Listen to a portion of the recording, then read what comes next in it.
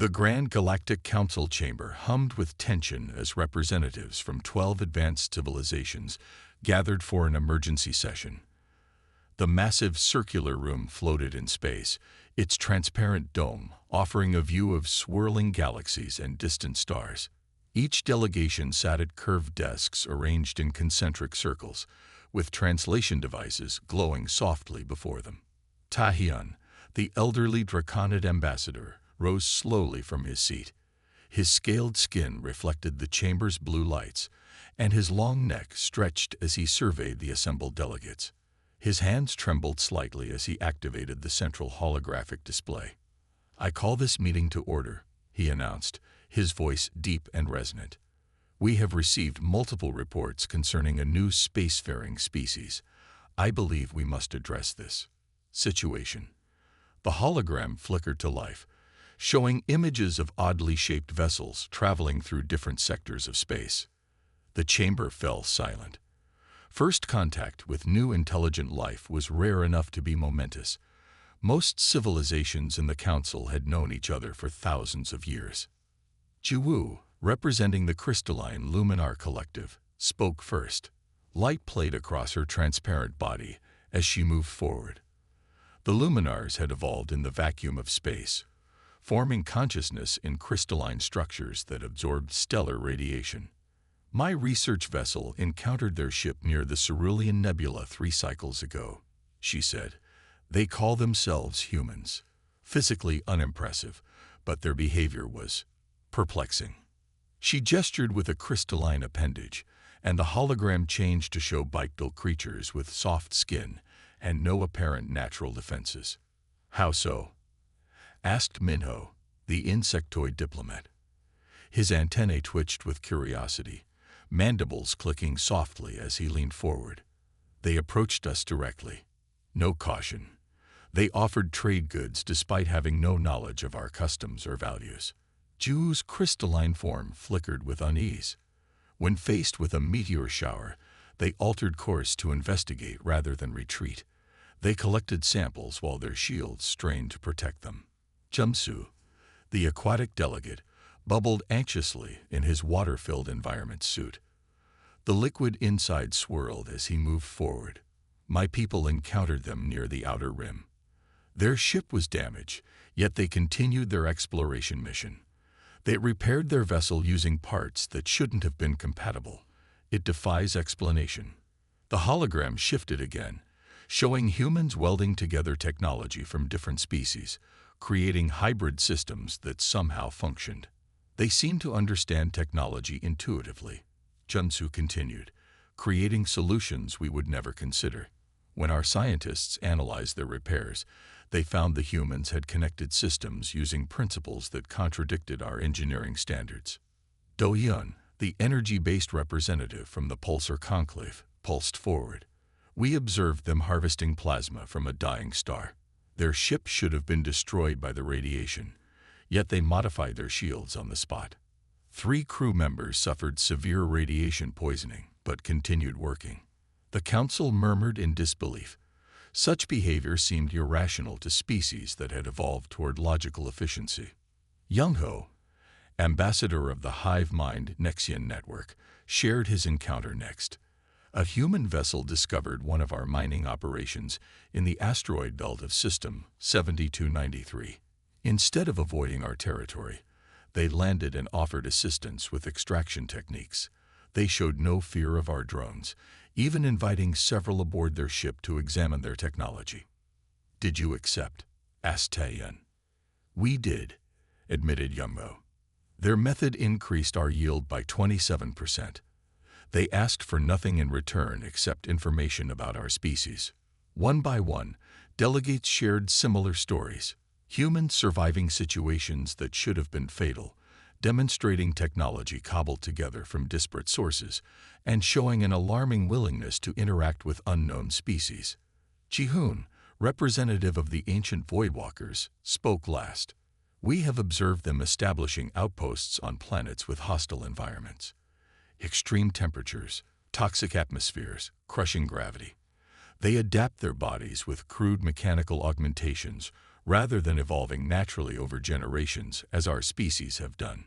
The hologram showed humans in protective suits, building structures on worlds that no council species would consider habitable. Most concerning, Ji-hoon continued, they appear to be expanding rapidly.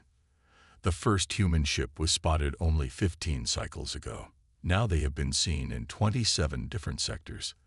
Their reproduction rate and territorial expansion could become problematic. Anxiety rippled through the chamber.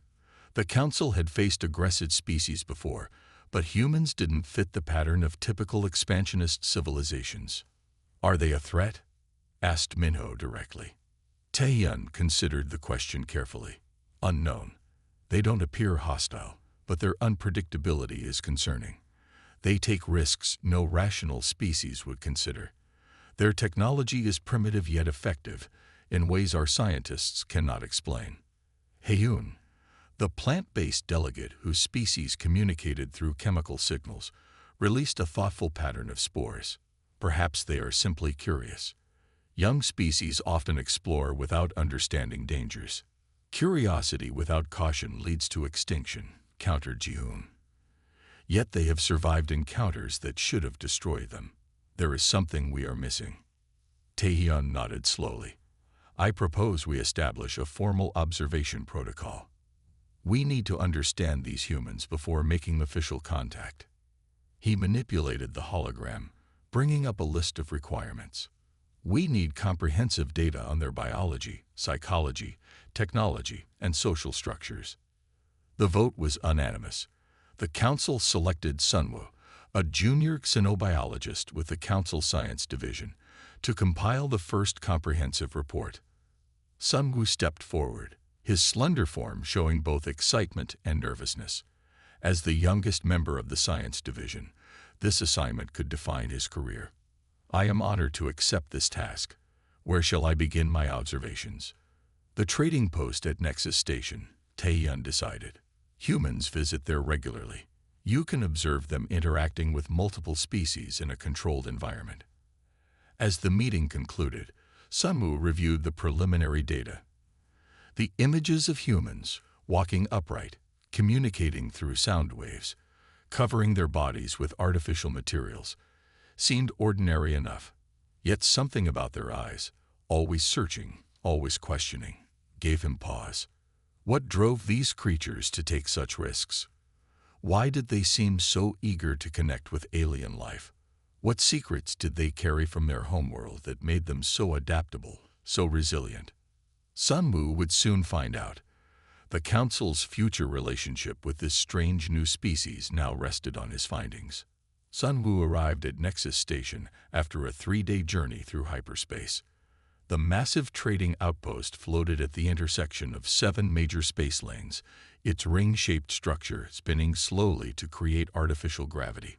Ships of all shapes and sizes docked along its outer rim, while the intersections housed markets, living quarters, and entertainment venues for dozens of species. As a xenobiologist from the Grand Council, Sunwoo received premium accommodations. His quarters were located in the upper observation deck, with a large viewport overlooking the main docking bay. The station administrator, a tall 4-armed being named Jae-hyuk, personally escorted him to his room. We've been informed of your research mission, Jae-hyuk said. Your credentials grant you access to all public areas. We see humans here regularly. They're unusual traders. Unusual how? Sunwoo asked, setting up his recording equipment by the viewport. They'll trade for things other species consider worthless. Old stories, cultural artifacts, sometimes just conversations. Jae-hyuk's upper arms made a gesture of confusion. They're unpredictable, but haven't caused problems yet. After Jae-hyuk left, Sunwoo organized his observation plan. He would start by watching from a distance, then gradually move closer as he understood more about human behavior patterns. The Council needed thorough data before deciding how to officially approach this new species. On his 3rd day of the station, Sunwoo's patience was rewarded. A human vessel approached the docking bay. It was smaller than most interstellar craft, with obvious repairs and modifications visible along its hull. The name Wanderlust was painted on its side in human script, alongside symbols Sun Wu didn't recognize. He activated his recording devices and focused his observation lenses as the ship docked. 5 humans disembarked. They walked on 2 legs, had no apparent natural defenses, and seemed physically unremarkable. They varied in height and skin tone, but all shared the same basic structure. Such fragile-looking creatures, he muttered, recording his observations. How have they survived interstellar travel? The humans moved through the security checkpoint with practiced ease. They communicated with the station's translation systems using simple hand gestures to supplement their verbal language. Unlike most species visiting a foreign station, they showed no signs of stress or caution. Over the next several days, Sun Wu documented humans trading, socializing, and navigating the station with surprising ease. Despite their physical limitations, they demonstrated remarkable adaptability, adjusting quickly to different gravity settings and atmospheric conditions that would incapacitate other species. He watched them enter the low-gravity recreation area without special equipment, while other visitors wore support suits. In the high-oxygen trading sector, the humans simply carried small breathing devices rather than full environmental suits like most species required. Most puzzling was their social behavior. The humans actively sought out interactions with different species, asking questions, sharing stories, and even attempting to learn alien gestures and customs. Where most species clustered with their own kind, humans dispersed throughout the station. Sun Wu followed them discreetly to the multi-species food court, where he observed them sampling foods that should have been indigestible to their biology. Their leader, a tall human with dark hair, actually consumed a draconid fermented beverage that was mildly toxic to most carbon-based life. Their digestive systems must have extraordinary filtration properties, Sun Wu noted in his recorder, or perhaps they've modified themselves internally. On the 7th day, chaos erupted. A notorious pirate vessel, the Black Spine, known for attacking trading posts across 3 sectors, dropped out of hyperspace and ambushed a supply ship docking at Nexus. The pirates disabled the supply ship's engines with precisely targeted shots. Station alarms blared. Security barriers activated around the civilian sections. The station's defensive cannons engaged, but the pirates had the advantage of surprise and superior weaponry. From his observation point, Sun Wu watched in horror as the pirate ship launched boarding pods toward the disabled supply vessel. The station's security forces scrambled to respond, but they would arrive too late to save the supply ship's crew. As other ships fled or powered down to avoid attention, the human vessel, the Wanderlust, suddenly powered up its engines. It detached from its docking clamps and moved to intercept the pirate ship. "They're going to be destroyed," Sun Wu whispered, unable to look away. The human ship was half the size of the Black Spine and clearly carried fewer weapons. No rational species would engage in such an uneven battle. Instead of attacking directly, the humans employed tactics that defied conventional space combat doctrine. They vented their cargo hold, creating a debris field that confused the pirates' targeting systems. The cloud of materials, some reflective, some absorbing sensor waves, created a chaotic reading on all instruments. The Wanderlust then executed a series of maneuvers that should have torn the ship apart. It spun rapidly while accelerating, creating a spiral pattern that made targeting impossible. Sun Wu's instruments indicated the humans inside were experiencing forces that should have rendered them unconscious, if not killed them outright. Using the confusion they'd created, the human ship positioned itself between the pirates and the supply vessel. It fired precision shots at the Black Spine's weapon systems, disabling 2 of its main cannons before the pirates could compensate for the interference. Station security forces arrived minutes later, surrounding the damaged pirate vessel. The Black Spine, now outgunned, retreated into hyperspace. The entire engagement had lasted less than 15 minutes. Sun Wu stared at his recordings in disbelief. The humans had prevailed against impossible odds using tactics no council strategist would have considered viable. They'd risked their lives for strangers, with no apparent gain for themselves. Over the next 2 days, Sun Wu reviewed his observations but found no rational explanation for human behavior. The council needed more information he couldn't gather from a distance. Fascinated, Sun Wu arranged to meet the humans directly, despite clear violations of his observation protocols. He found them in the station lounge, celebrating their victory with drinks that glowed various colors. "Excuse me," he said, approaching their table.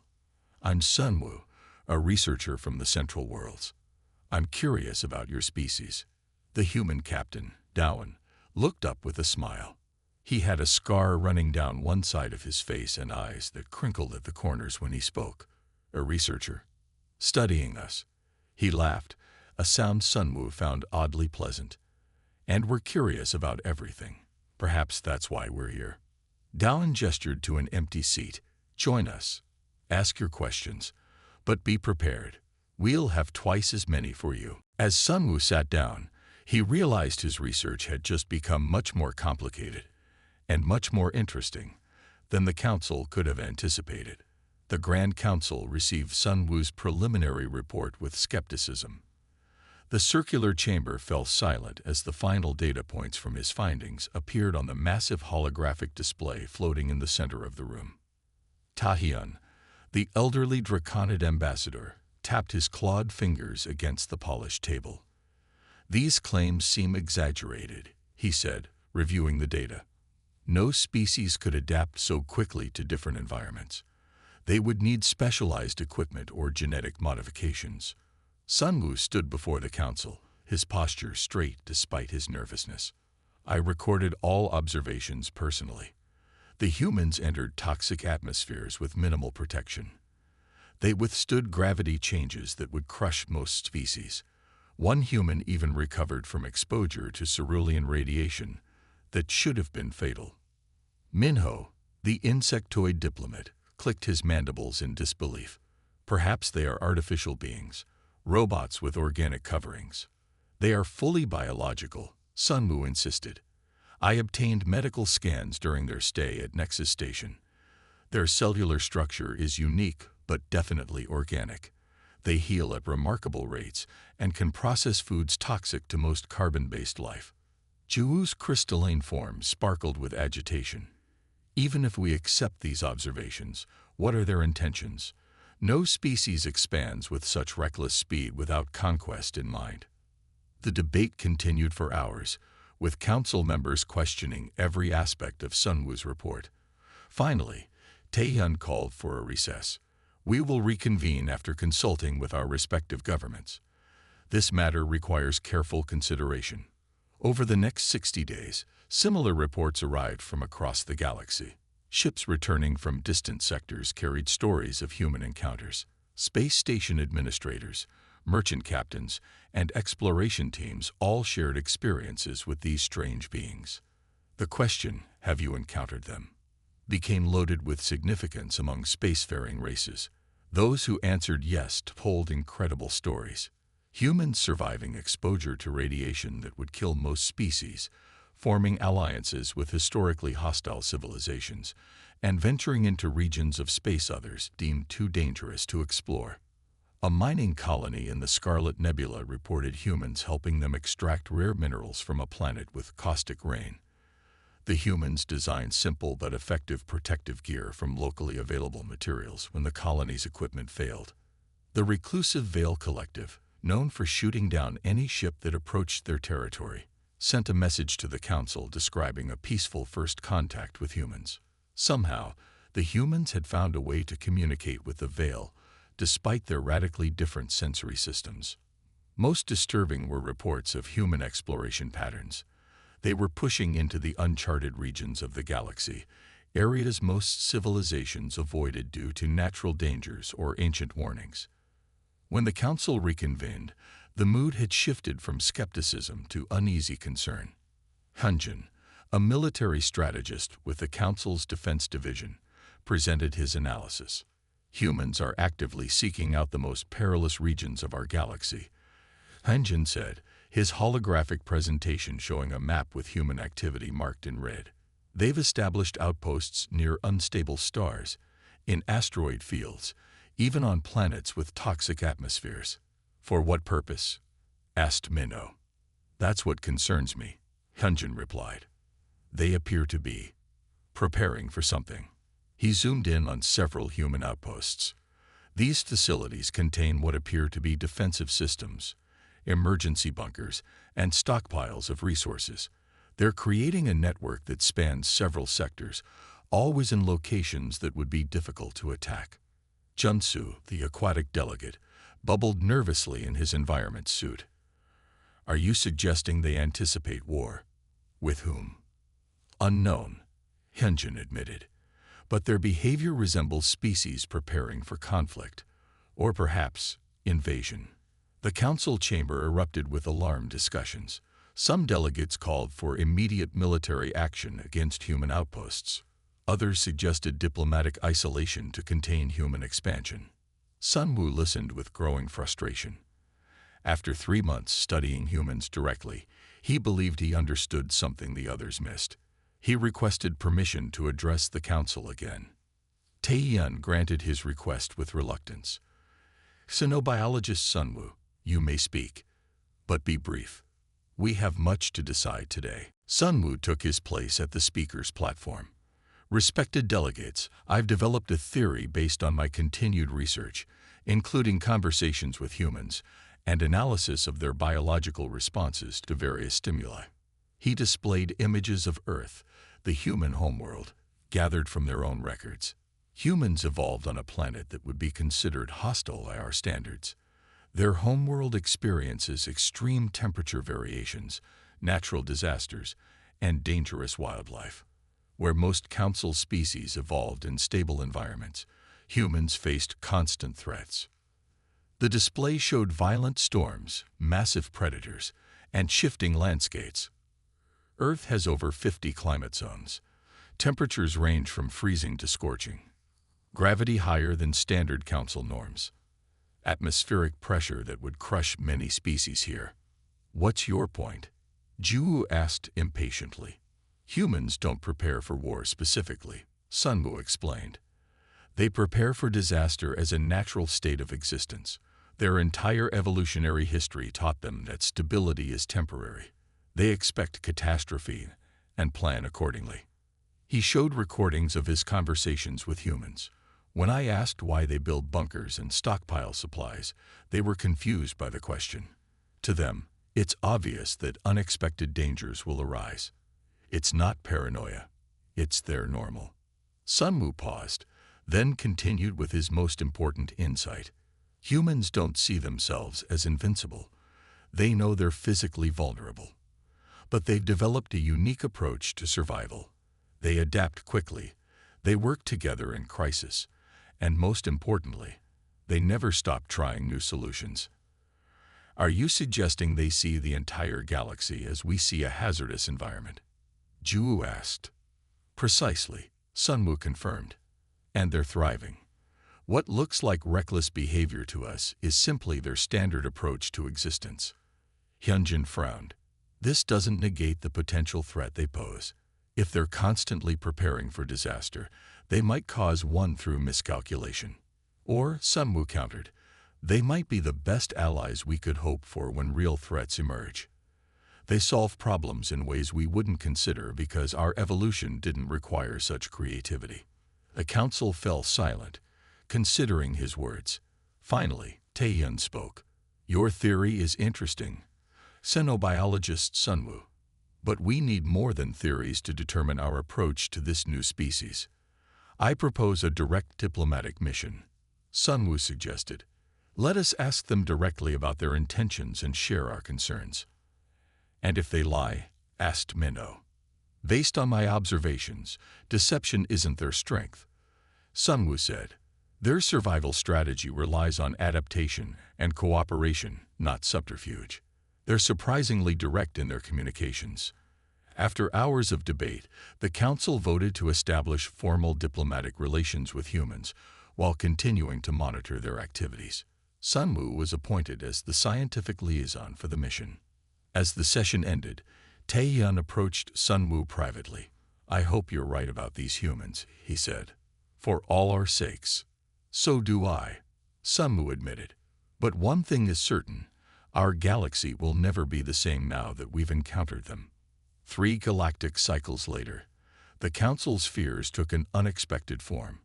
A massive hostile force, later identified as the Void Collective, began attacking Council worlds. They appeared without warning at the edges of populated systems, their ships black as space itself, absorbing light rather than reflecting it. Taehyun stood frozen before the emergency broadcast. The peaceful agricultural world of New Lumina was under attack. The planet's defensive systems had failed within minutes. Now the alien ships hovered over major cities, deploying ground forces unlike anything seen before, shifting forms that seemed to exist between solid matter and energy. "Send all available ships," he ordered, his scaled hands trembling more than usual. "Evacuate whatever populations we can reach." But the next report was worse. 3 more worlds under attack. Then 7. The Void Collective moved with ruthless efficiency, their technology far beyond the Council's defenses. They seemed to know exactly where to strike, how to disable communications, how to prevent escape. The Grand Council chamber, normally orderly and dignified, descended into chaos.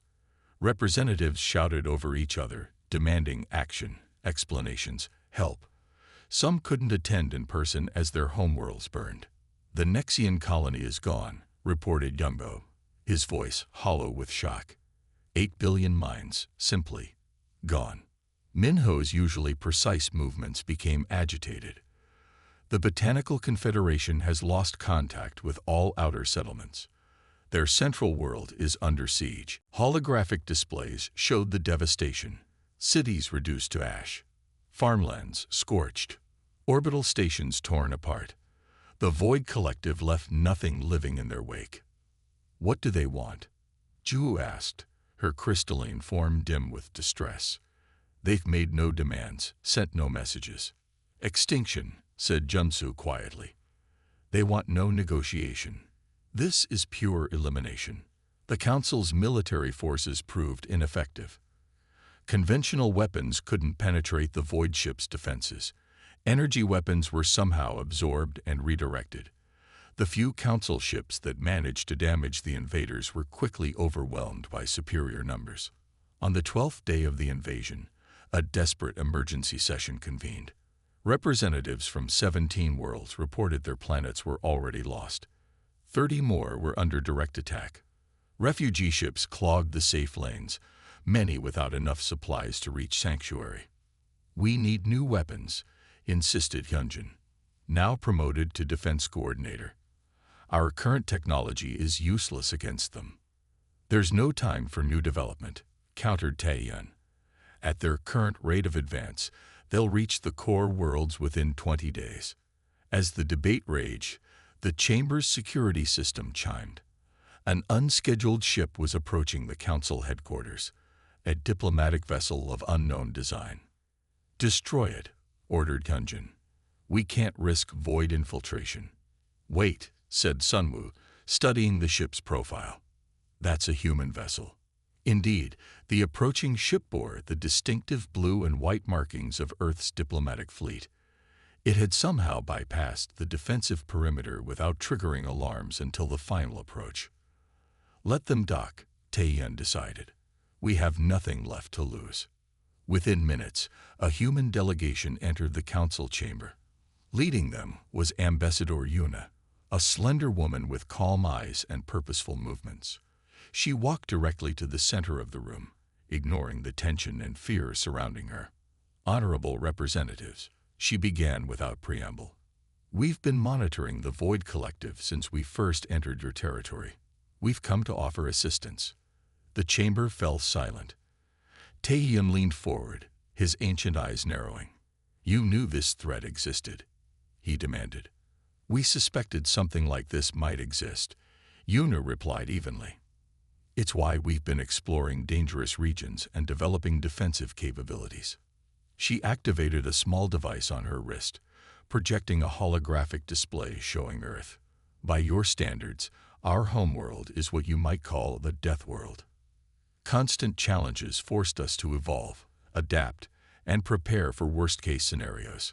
The hologram showed Earth's violent weather systems, tectonic plate movements, and diverse ecosystem full of predators.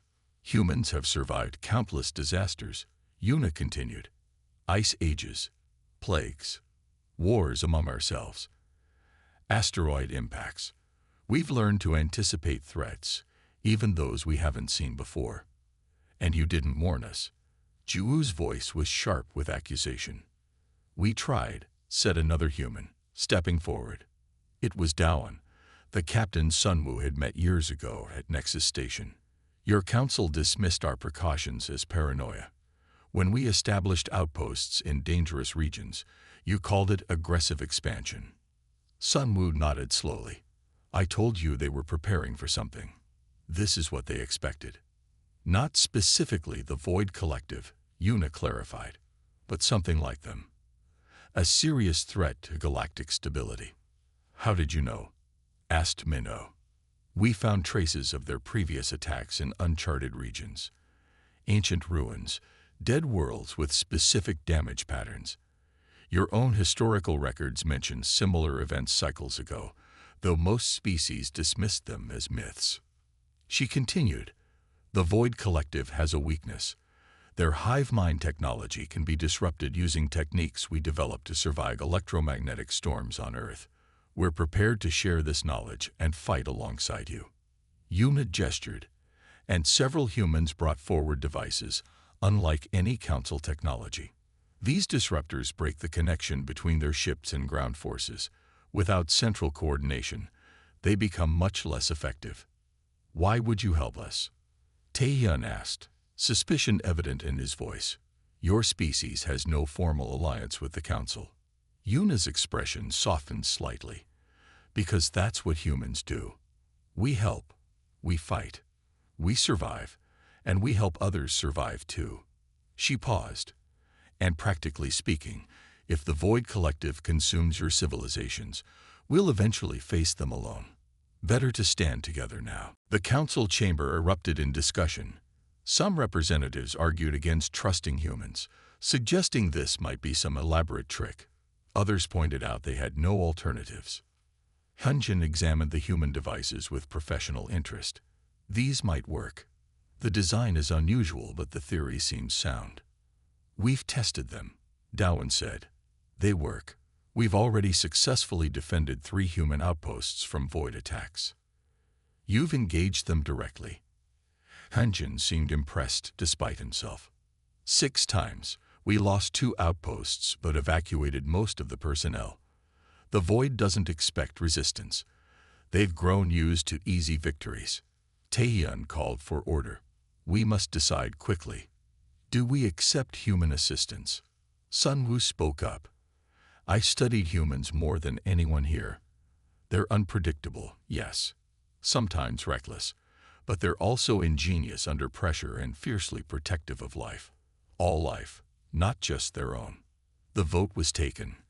The council had no choice but to accept. Una nodded. All business now. We'll begin immediately.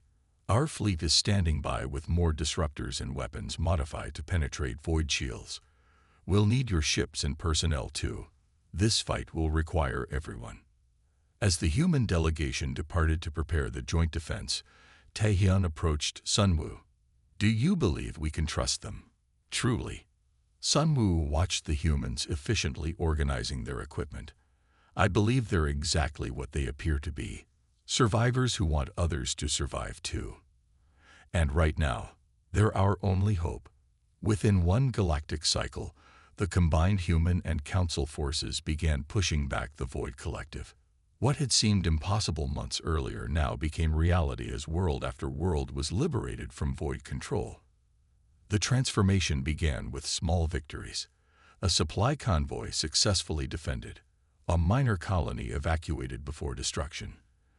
A void scout ship captured intact. Each success built momentum for the next. Human military advisors embedded with council fleet commands, teaching their unique approach to warfare, emphasizing flexibility, improvisation, and resilience rather than overwhelming force. While Council military doctrine relied on overwhelming firepower and precise formations, humans introduced concepts that seemed chaotic but proved effective. Decentralized command structures, battlefield adaptability, and tactical unpredictability. Don't try to outmatch their technology, advised Qiwu, a human tactical officer assigned to the Draconid fleet. Outthink them instead. Change your patterns constantly. Attack when they expect defense. Retreat when they expect attack. Be where they don't expect you to be. Council commanders initially resisted these strange methods, but results spoke for themselves. Ships employing human tactics survived encounters that destroyed conventional forces. On the research front, Jinwu, a human engineer with wild hair and perpetually stained hands, worked alongside Council scientists to develop new defensive systems.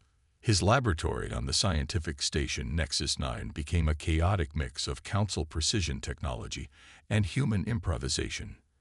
The key is redundancy, he explained to a group of skeptical Luminar scientists as he modified their shield designs. When we build something important, we always include backup systems and backups for those backups. But that's inefficient, protested a crystalline Luminar engineer. Resources are wasted on systems that may never activate. Jinwu smiled as he connected wires that shouldn't have been compatible. On Earth, we have a saying, better to have and not need than need, and not have. Efficiency means nothing if you're dead. His modified shields proved their worth when Nexus 9 survived a direct void attack. 3 primary systems failed, but the backups engaged seamlessly. No lives were lost. Meanwhile, Sunwoo, now the Council's chief xenobiologist, traveled between battlefronts and refugee centers, continuing his study of humans under the most extreme conditions. He observed them working beyond exhaustion, sharing their limited supplies with alien refugees and forming deep bonds with species they'd just met. 6 months into the war, he published his comprehensive study of humanity. The report became required reading for all Council officials. His most significant finding wasn't about human physiology or technology, but their social structures. The humans' greatest strength is their community, he wrote. They cooperate instinctively in crisis situations. They form bonds across species boundaries with remarkable ease. They share knowledge freely when survival is at stake. The celebration continued long into the night. Species with ancient rivalries shared drinks and stories. Military commanders exchanged battle tactics. Scientists eagerly discussed new collaborative projects. Sunwoo watched the celebration from a quiet corner, updating his final report on a small datapad. Beside him sat Dawan, the human captain he'd first met at Nexus Station years ago. "What are you writing now?" Dawan asked, glancing at the screen. "My conclusion," Sunwoo replied. "After all this time studying humans, I finally understand what makes your species truly special." "And what's that?"